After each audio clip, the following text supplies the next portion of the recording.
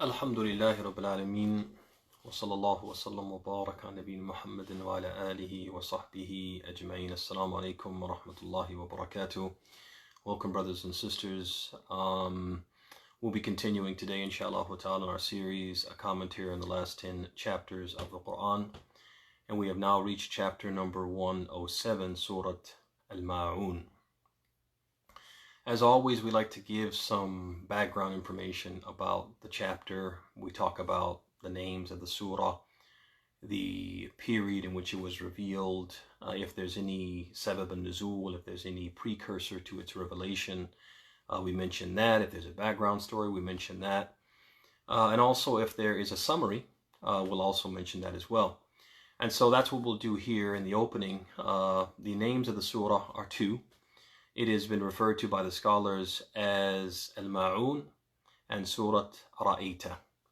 Both of these names are apparently ijtihadiyah. They are names which the scholars have applied to the surahs after the period of Tashri'ah, after the time of the Prophet and his companions. The first name, Al-Maa'oon, is a name of the surah bil-ijma', by agreement of the scholars. And Ara'ayta is a name which has commonly been used by the scholars as well. Alternatively to Al-Maa'oon, they will say Surat Ara'ayta, meaning the surah, the chapter which begins with the words Ara'ayta. Whether or not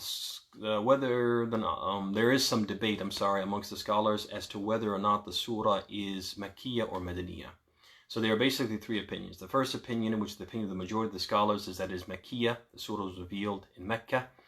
The second opinion is that it is Madaniyah, and that is the opinion of Qatada and others. And the third opinion is that the surah, the first half of it was revealed in Mecca regarding Al-As ibn Wa'il. And the second half of the surah was revealed in Medina regarding or referencing Abd'Llah ibn Ubay ibn Salul, the Ras, the chief of the hypocrites in Medina. There is no specific precursor or incident that prompted the revelation of the surah. As far as the summary of the themes of the surah, or the themes presented in the surah speaks briefly about two categories of undesirable people. Two types of people that no one should want to be like.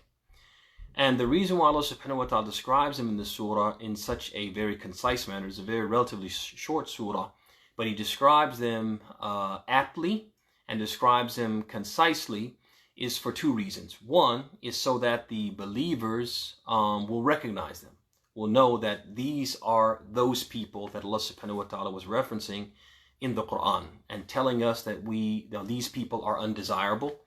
And the second reason why Allah subhanahu wa ta'ala describes them in the surah in this way is so that the believers not only will recognize them, but will also avoid resembling them. Will look at themselves, do introspection on themselves regularly, and make sure that they themselves are not resembling the qualities of these people which Allah subhanahu wa ta'ala has described in the Qur'an or in this surah specifically as undesirable. The first group that Allah describes in the surah is the disbelievers, and the second group that Allah subhanahu wa ta'ala describes in the surah is the hypocrites. And both of them, they have some things in common, as you'll see in the surah, and they have some things where they are different. As far as what they have in common, neither of them do good to their Creator by worshiping Him, nor to the creation by being kind to them in word and deed.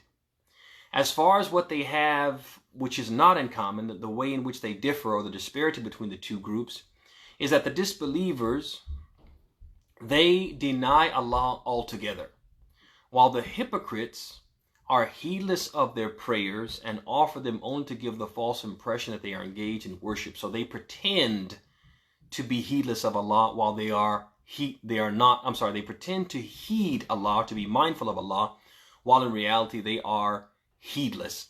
So the believers are openly heedless, and then the hypocrites pretend to be mindful while they in reality are heedless. So that's how they differ. Allah subhanahu wa ta'ala, He opens the surah by saying, أَرَأَيْتَ الَّذِي يُكَذِّبُ بِالدِّينِ. Have you seen the one who belies the deen? And this question is actually what we call istifham biqasd at-ta'jib. It is a rhetorical question with the intention of prompting or inspiring amazement and indignation at the same time.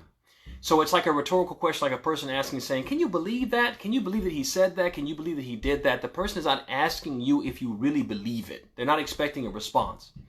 But they're saying that as if to say, can you, like, this is unbelievable.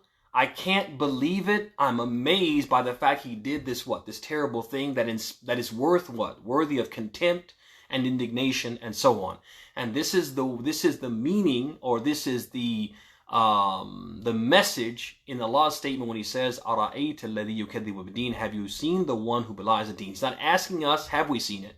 But rather saying that we should be amazed by him, and we should also be indignant and have contempt for him.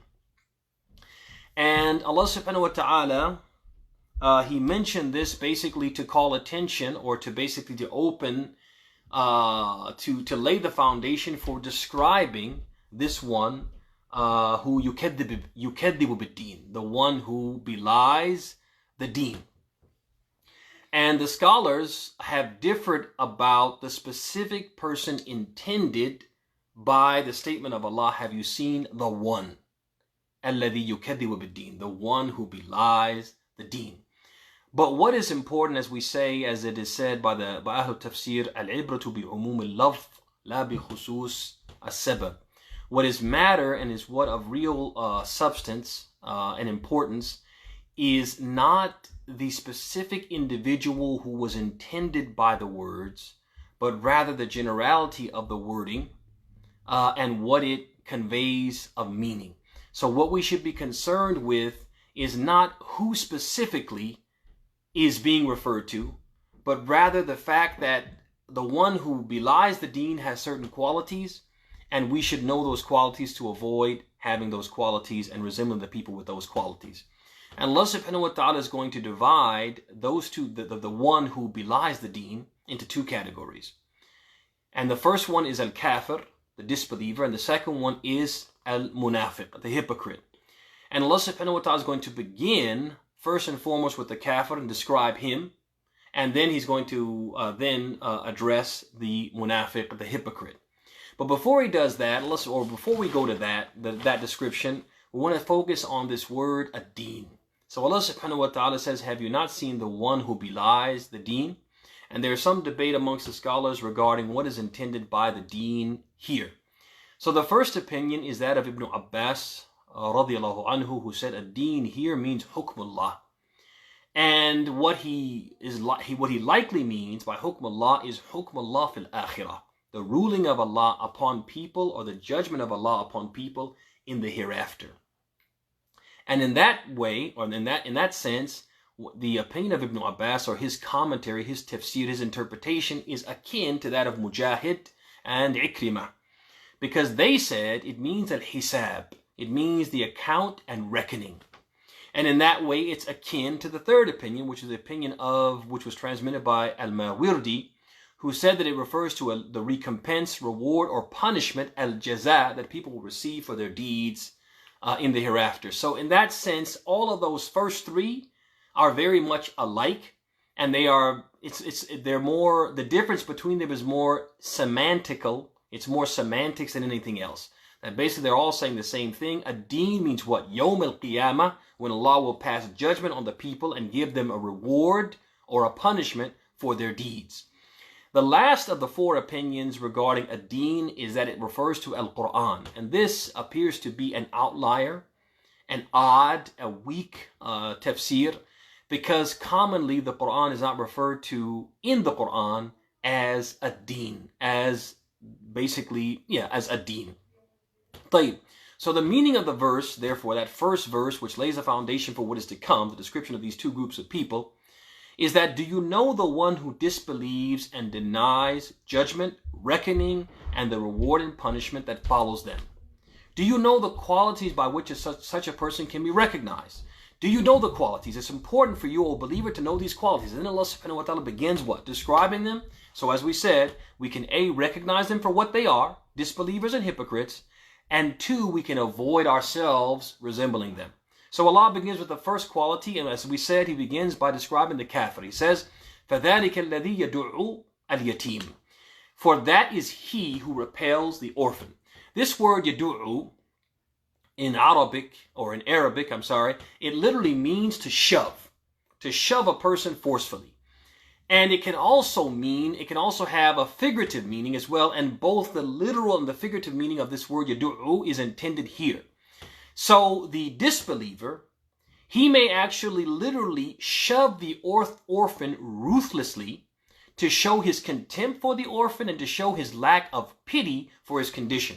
And as we've mentioned repeatedly in different places here in this series and in other series, we've mentioned how during the time of the Prophet ﷺ, people with social handicaps like orphans and others were treated very poorly. They were treated very poorly in the society. And they could actually literally be what? Be pushed, kicked, cursed, shouted at, berated, etc. They would be treated poorly by the people in the society who didn't have those social handicaps. So definitely the literal meaning is intended. That do you see the disbeliever? The disbeliever is the one who what? Will actually shove and be cruel and be very brutal and insensitive towards the orphan. But also the figurative meaning is also intended. Meaning that he pushes the orphan to the side, figuratively speaking, stepping in front of him when that orphan is about to receive some type of what? Some type of entitlement. So if the orphan, for example, was due to inherit some wealth, that person would step in front of the orphan, shove him to the side, figuratively speaking, and usurp that wealth and take it for himself and deny the orphan, and no one would stand up for the orphan. Okay, so these are the two possible meanings of the statement of Allah when He says Yadu'ul Yatim. He shoves the orphan to the side. He repulses or repels the orphan. It could be literal, he literally shoves him, or it could be what? Figurative, meaning what? He shoves him to the side, figuratively speaking, and denies him his rights and entitlements. Then Allah goes on, continuing to describe the disbelievers. He says, وَلَا يَحُضُّ عَلَى طَعَامِ الْمِسْكِينِ. Another quality of the disbeliever is that he does not encourage the feeding of the poor. Two meanings here.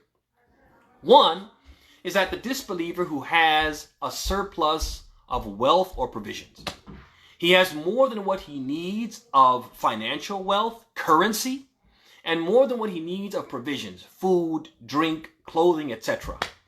He will not give that to the needy people, the people who are in need of it, the poor and the needy. He will not give that surplus to them. He will hoard it for himself, for his loved ones, for his kith and kindred and his friends, etc. He'll hoard it for what? For those people, even if they don't necessarily need it. They're not in need of it. So that's one meaning of لا يحض على طعام المسكين. He does not encourage the feeding of the poor, meaning he doesn't feed them himself. He doesn't give to them himself. The second meaning is not only does he not give them himself, but if he sees other people giving, if he sees other people giving to the poor from their surplus wealth, he will discourage them. He will tell them how stupid they are for giving away what they have, which they may need to save for a rainy day. That if you give now, when you need it, you won't have. So you should keep it. So not only is he stingy with his, this is a person who has reached the height of miserliness. The peak of miserliness. Because not only is he stingy with his own wealth, but he's also stingy with the wealth of others which doesn't belong to him. He won't give from his own wealth, and if he sees somebody else giving, he says, hey, don't give. What are you doing? Don't give. So Allah subhanahu wa ta'ala describes the disbeliever in this way, that he is so extremely stingy that not only does he not give, he is unhappy and will actually try to prevent other people from giving as well. So this is the case of this believer who belies Allah and any accountability for his actions in front of him. And so because he belies Allah, he doesn't believe in Allah, and doesn't believe in accountability, then he's not going to what? He's not going to worship Allah. And he's going to mistreat those in need of his kindness Because why? He sees no material or spiritual benefit in helping them. This is the quality of the disbeliever. That basically, I don't believe in God. I don't believe there's any accountability. I don't believe in judgment.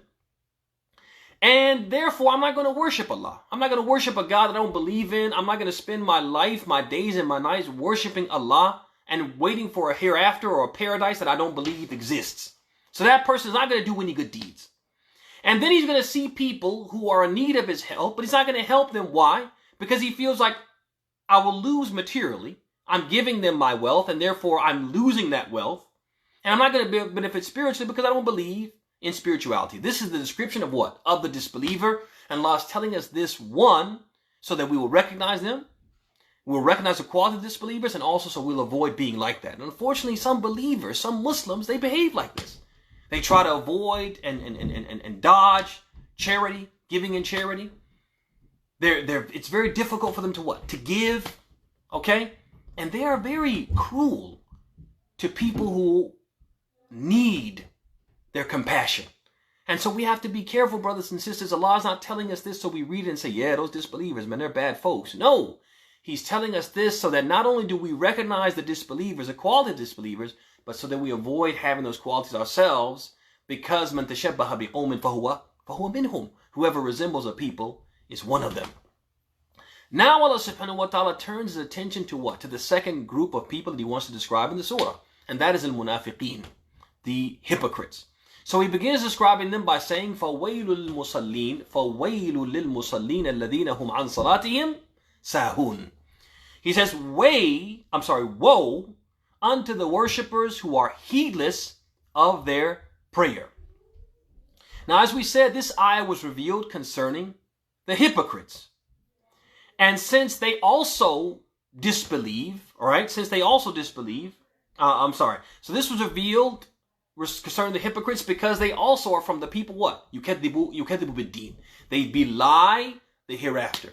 And since they also don't believe, they don't hope to attain any reward for their prayer, nor do they fear any punishment for abandoning it altogether, which makes them what? Heedless. That basically the difference between the hypocrites and the kuffar, the non-believers, is that non-believers will openly what? Say we don't believe, and we're not going to pretend to believe. The hypocrites don't believe internally, but externally, they what? They pretend to believe. So they will pray, but they are heedless in their prayer. Why? Because just like the disbelievers, we don't believe in God, and we don't believe in the hereafter. We don't expect some spiritual reward, some great paradise full of comfort and pleasures. We don't expect that. We don't believe in that. But for whatever reason, we have to pretend. Circumstances dictate that we pretend to believe. We basically put up this farce. We put up this front and make people believe that we believe, but inside, in reality, we are what? We don't believe, which makes them what? Heedless. And heedless can have one of two possible interpretations. The first interpretation is that these hypocrites, when the Prophet and his companions were present, then they would give this, they would practice this ostentation. They would pray out of ostentation and give this insincere display of piety and religious commitment. They would pretend to believe and pretend to pray and to pretend to pray with sincerity.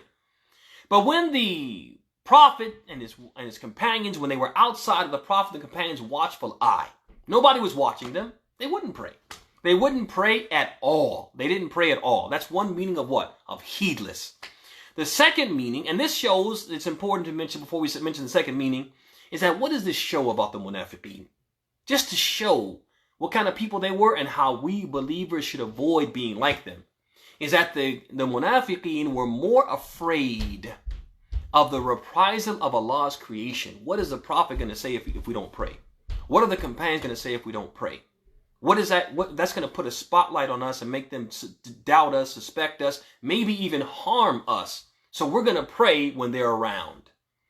But when they're not around, we're not going to pray. Shows they were more concerned about Allah's creation than they were about the Creator. And we have to avoid being like that, oh believers.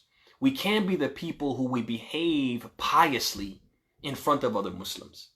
And behind closed doors, we behave differently. When we're around non-Muslims, we behave like non-Muslims. We may even say bad things about Islam. But when we're with the Muslims, we pretend to be with the Muslims. That is hypocrisy. We have to avoid that. The second possible interpretation of heedless is that they don't complete the bowings and prostrations.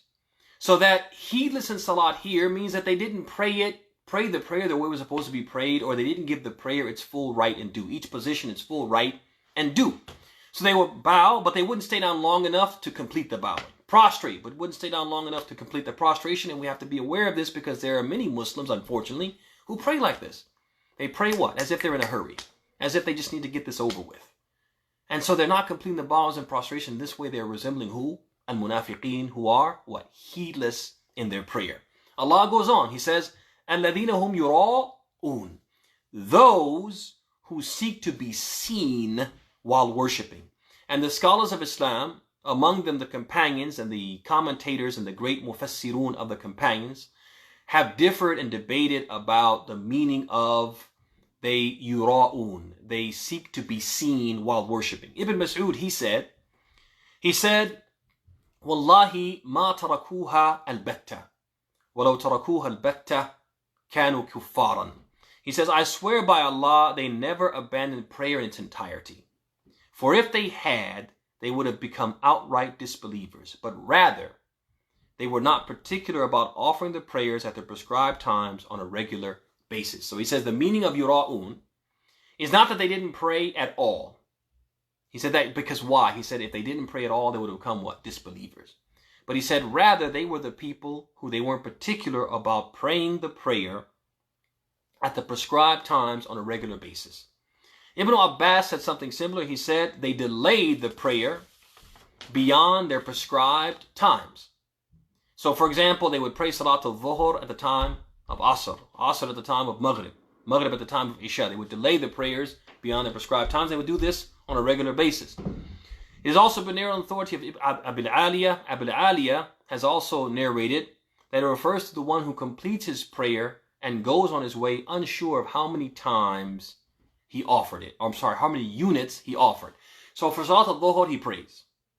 And because he's praying only to be seen, that would be a person who came to the prayer after the Jama'ah was completed. And he starts praying. So people say, yes, so-and-so came for prayer. He came for Dhuhr. Right?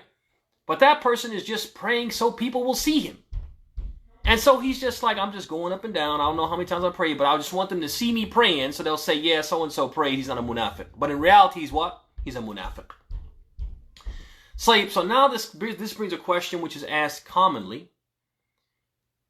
Does that mean that if I forget and I lose track in prayer, this is a sign that I'm a hypocrite? Is that what that means? الَّذِينَ هُمْ عَنْ صَلَاتِهِمْ سَاهُونَ الَّذِينَ هُمْ يُرَاءُونَ.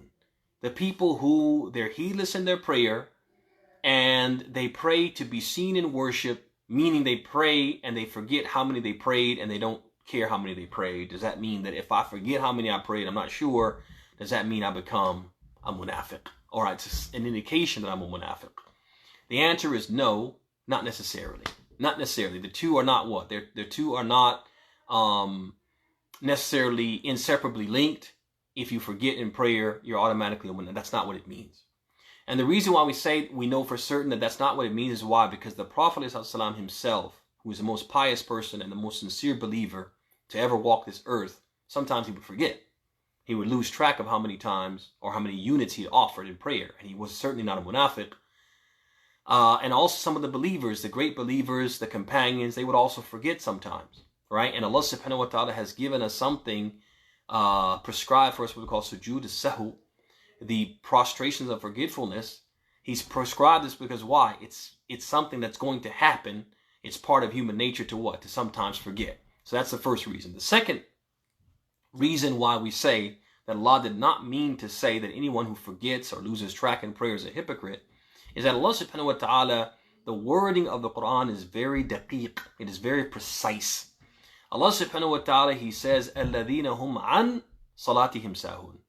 Those who are heedless of their prayer. And He didn't say الَّذِينَ هُمْ فِي صَلَاتِهِمْ سَاهُونَ. Those people who are heedless in their prayer. So the difference between the two, an and fi, the difference between being heedless in prayer, meaning you forget, your mind drifts, there's something going on, it's hard to concentrate, and you forget how many you prayed. The difference between that and heedless of the prayer is the one who is heedless in the prayer, the true believer, is that when he loses concentration, he tries to what? He tries to return himself to concentration. He tries to focus on the prayer and push out those thoughts which are distracting him. If he forgets and loses track, he tries to recollect. Did I pray 3 or did I pray 4? I'm not really sure. Did I pray 2 or did I pray 3? I'm not really sure. He tries to what? To recollect. And if he can't recollect, he goes with the number he's certain of. So I know I at least prayed 2. So I'm going to build upon 2. And if I prayed 3, I'm going to err on the side of caution and say I prayed 2 and complete what? 2 more units for a 4-unit prayer. And then at the end of the prayer, he prostrates the prostrations of forgetfulness to try to make up for what? For the mistake. Whereas the hypocrite, he doesn't care if he's prayed the correct number or not. And so he makes no attempt to recollect. He makes no attempt to correct any shortcomings that may have occurred in his prayer. Then Allah subhanahu wa ta'ala closes the surah by saying, وَيَمْنَعُونَ الْمَاعُونَ, describing the hypocrites with one last description. He says, and refuse small kindnesses. Describing them, Allah subhanahu wa ta'ala, again as we said, the wording of the Qur'an is very daqiq, it's very precise. When Allah describes them as small kindnesses, it shows that they are trivial, they are trifling, they are things that are easy to come by and do not usually have a lot of value. They're not costly. And sometimes there's something which doesn't cost anything at all, but there's something that some people may not have or may be in need of. Al-Ma'oon, something small, something trivial, something which doesn't have a lot of value, something which is not costly, something that people may not have, but need it. And the person who has it and needs it, the thing that he has and needs, it's a dime a dozen. It's something like, for example, like a needle for sewing, like a sip of water, like a match to light a fire, an axe, a cooking pot, salt, a pinch of salt, and other household items which are commonly borrowed and lent. In this way, Allah subhanahu wa ta'ala warns his servants against withholding from sharing these and similar trivial items with others, and refusing the smallest of favors, because doing so is the height of miserliness, stinginess, and is from the most despicable and disgraceful behavior, and one of the biggest qualities, the clearest signs of a person's what? Hypocrisy. That they have a diseased heart, that they won't give something which, like we said, is a dime a dozen, and many times it has no real value. It doesn't usually cost a person anything. What are the lessons that we can take away, brothers and sisters, from what we heard today from the tafsir of Suratul Maa'oon? The first lesson is that when a person doesn't believe in resurrection, they don't believe in the accounting and the judgment, then that will lead the person to have the worst type of character, the worst type of behavior, the worst type of conduct. And every time a person's faith decreases and goes toward disbelief, that person will what? Will be less and less in terms of doing good things, doing good deeds, whether those good deeds be directed at the Creator or good deeds directed at the creation. That Iman and being able to do good deeds are inseparably linked, as the Prophet said in the Hadith. He said, "Ala fil jasadi mudghah, idha salahat salaha al jasadu kullu, wa idha fasadat fasada al jasadu kullu, ala wa hiya al qalb." Certainly there is in the body a lump of flesh, that if it is sound and upright, it's pure, it's clean, then the actions will be what? They'll be pure and clean. And if the heart is foul and corrupt, the action will be foul and corrupt, which means what? There's an inseparable link. The more Iman we have, the more good we're going to do. And the less iman we have, the less good we're going to do. And so we have to pay attention to that. If I'm not able to do good, if it's difficult for me to do good, just the simple side. And there's no us to be concerned and to have compassion and mercy and pity for the orphans in general and people with social handicaps in general. Let me say that again. Islam, the second lesson is that Islam encourages us, the believers, to be concerned, to have care and concern, compassion, pity, etc. for orphans in particular and people with social handicaps in general. So there are certain people who are generally left out, looked over, they're considered to be the least and the lowest, etc. They're marginalized. Those types of people, our religion encourages us to do what? To take care of them, to look after them, to have pity on them, to have mercy on them, etc. And it also lets us know, our religion lets us know, and this surah particularly lets us know, that mistreating them, holding them in contempt, looking down upon them, is something which is considered from the worst type of character, the character of the disbelievers and the munafiqeen. Number 3 from the lessons, it's very important for us to realize, brothers and sisters, that prayer is a tremendous yardstick for a person, individual. Our attitude towards prayer says everything about where we are on the scale of what? On the scale of faith. Mu'min, kafir, munafiq. Where we are on that scale can be determined by our concern, our commitment, our attachment, and the way that we look at prayer. Consider, Allah subhanahu wa ta'ala says, قَدْ أَفْلَحَ الْمُؤْمِنُونَ الَّذِينَ هُمْ فِي صَلَاتِهِمْ خَاشِعُونَ. Successful indeed are the believers. Those who have khushu', they have concentration and humility in their prayer. They are really in the prayer. They are really praying to Allah. When they say Allahu Akbar, they are really praying. They are really praying to their Lord. They are what? The believers. Then Allah subhanahu wa ta'ala talks about the kuffar. And He says, مَا سَلَكَكُمْ فِي سَقَرٍ قَالُوا لَمْ نَكُ مِنَ الْمُصَلِّينَ. He says to disbelievers in the fire, the believers will say to the disbelievers in the fire, what has caused you to land in this awful predicament? What has caused you to land in the hellfire? And the disbelievers will respond, لَمْ نَكُ مِنَ الْمُصَلِّينَ. We were not from the people who prayed. The disbelievers don't pray at all. So that's a sign of disbelievers that you don't pray. We're going to see more about that shortly. Then the munafiqun, what does Allah say about them? He says, الَّذِينَ هُمْ عَنْ صَلَاتِهِمْ سَاهُونَ الَّذِينَ هُمْ يُرَاءُونَ. They are the ones who, when they are heedless of their prayer, and they only pray to be seen by men. You see that, ya ikhwan? You see that, ya akhawat? You see that, brothers and sisters? How the prayer is a mi'yar for where we are on what? In the levels of faith. The more committed we are to prayer, the more attentive we are to prayer, the better we pray, the more we pray, the more we are close to what? The pinnacle is what? Of faith. The pinnacle of faith. And we sink, the further and further we get from what? Being committed to prayer and attentive to prayer, the more we sink lower and lower on that scale of what? Of faith. It's a huge gauge. You want to know, am I a believer? Am I really a believer? Look at your prayer. Look at your salat. Number 4 from the lessons is that a true believer doesn't pray for others, but prays for Allah. A true believer prays for Allah. Allah talks about the munafiqeen, alladhina hum yura'un. They are the ones who what? Pray to be seen. So it's very important not to pray because what? Well, my parents will get mad if I don't pray. Or my parents will put me on punishment if I don't pray. Right? Or I'm praying because what will my friends say? My Muslim friends, what will they say? No, we have to pray for Allah and not pray for others. The 5th lesson is that abandoning prayer is a type of disbelief. Contemplate the statement of Ibn Mas'ud. He said they didn't abandon prayer. Where he said they didn't, he said, ما تركوها البتة. لأنهم لو تركوها البتة لكانوا كفارا. Right? He said they didn't abandon the prayer entirely. They did pray sometimes. Because if they didn't pray at all, they would become disbelievers.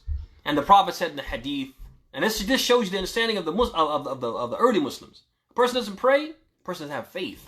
And the Prophet said in the hadith, he said, الْعَهْدُ الَّذِي بَيْنَنَا وَبَيْنَهُمَ الصَّلَاةُ فَمَنْ تَرَكَهَا فَقَدْ كَفَرَ. He said the contract, the contract between us and them is the prayer. So whoever denies it, belies it, whoever abandons it has become a disbeliever. And he said in the other hadith, he said, الَّذِي بَيْنَ الرَّجُلِ وَالشِّرْكِ وَالْكُفْرِ تَرْكَ الصَّلَاةِ. That which separates between a person and being a disbeliever or an idolater is abandoning the prayer. So that being said, brothers and sisters, we have to understand that abandoning the prayer was considered by the early Muslims as a type of disbelief. It is a type of disbelief. And so we can't be mutasahilin, we can't be the people who are negligent or lax or liberal when it comes to the abandoning of prayer. And that's become a common thing amongst the Muslims. That you have a person say, I'm Muslim, but I don't pray. But to the early Muslims, that was something that was unacceptable. You can't put those two things together. That's an oxymoron. I'm a Muslim, I don't pray. But nowadays it's become commonplace. And again, go back to what we said before, that on the scale of where you are in faith, how do you gauge yourself as where I'm in faith? The salat is your gauge. If you don't pray, what did Allah say about the people who don't pray? مَا سَلَكَكُمْ فِي سَقَرْ قَالُوا لَمْ نَكُمْ مُصَلِّينَ. It will be said to them, what caused you to go to the hellfire? They say, we didn't pray. So we have to understand, brothers and sisters, that not praying is very serious, and we have to stop being lax when it comes to not praying. And last but not least from the lessons is that from the qualities of the munafiqeen, from the qualities of the hypocrites, is that they withhold small kindnesses. And that's another thing that we as believers have to learn from this surah, not to be like that. And there are lots of small kindness that we sometimes withhold. Small kindness like what? As-salam.